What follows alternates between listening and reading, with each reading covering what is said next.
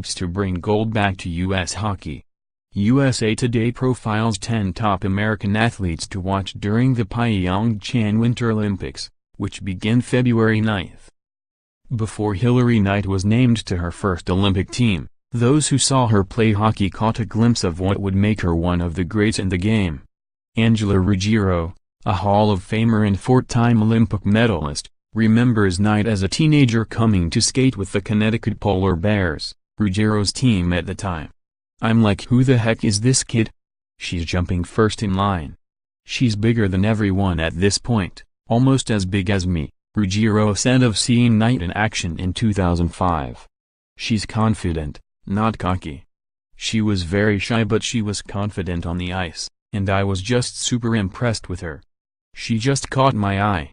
Mark Johnson, a star player on the 1980 U.S. men's hockey team who scored 2 goals against the Soviets in the Miracle on Ice game, recruited Knight to play for him at the University of Wisconsin. Johnson, who also coached Knight in the 2010 Olympics, says there are several factors that make her such a dangerous threat on offense.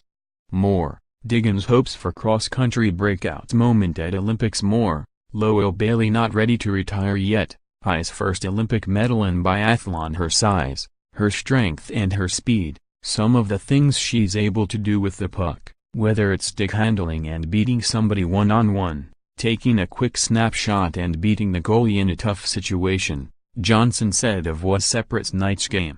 Strong and lean, Knight is listed as 5'11" and 172 pounds on the national team roster.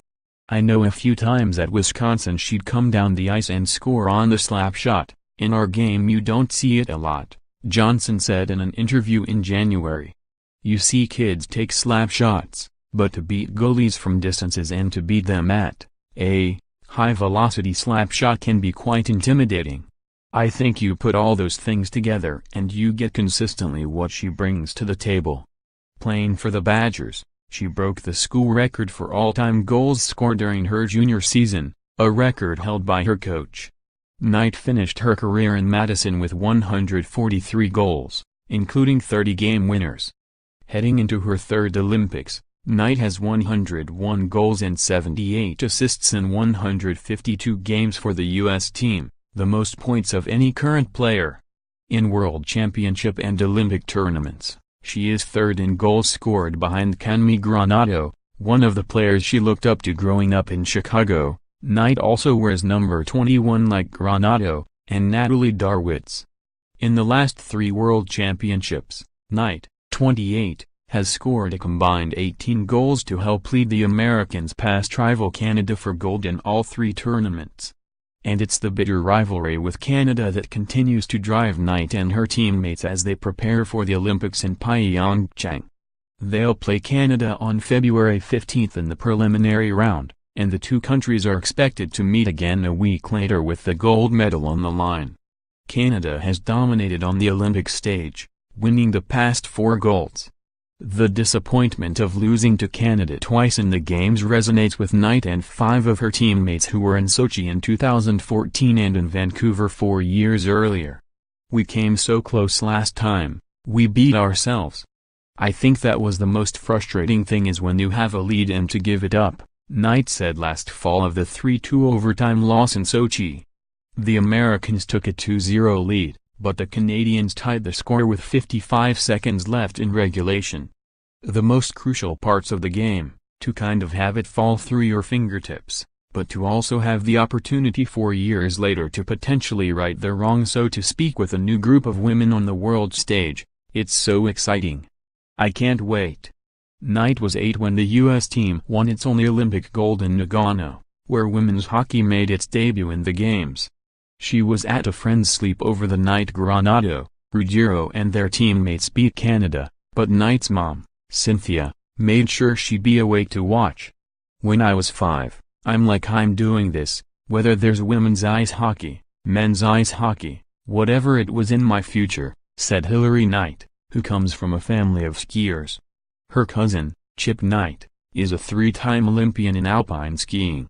After the family moved from California to Chicago, Cynthia Knight looked for a way to keep her kids active. Hilary and her 3 younger brothers all learned to play hockey. She played on boys' teams while growing up before moving to Connecticut, where she attended Choate Rosemary Hall, a private boarding school. "I just fell in love with the sport," she said. "If you asked me if I'd be able to travel the world, get an education and meet amazing people, I would have been, 'You're crazy. I just want to play a sport.'" Her contributions to women's hockey go beyond the goals she scores on the ice. Knight is one of the most high-profile players in the game and has sponsorship deals with GoPro, Nike and Red Bull, among others. She has nearly 72,000 followers on Twitter, which she leveraged to spread the players' message in their battle with USA Hockey for equal pay last year. Players threatened to boycott the World Championships unless USA Hockey provided pay and benefits equitable to what the men's national team received. Days before the tournament began, the players signed a deal that guaranteed greater financial support and benefits and outlined opportunities to market and grow the women's game. "The experience has helped bring the team closer together," Knight said. "You can do as many team-building exercises as you want and try to build chemistry, but that was something that we all lived together," she said. It was a defining moment for this team, but Knight says now her attention is singularly focused on beating Canada for gold. "It's been 20 years since the women's hockey team won a gold medal, and it's time," she said. "Everything I do is for a gold medal for this country. I know if I look to the right or look to the left in the locker room, it's the same." Contributing, Rachel Axon.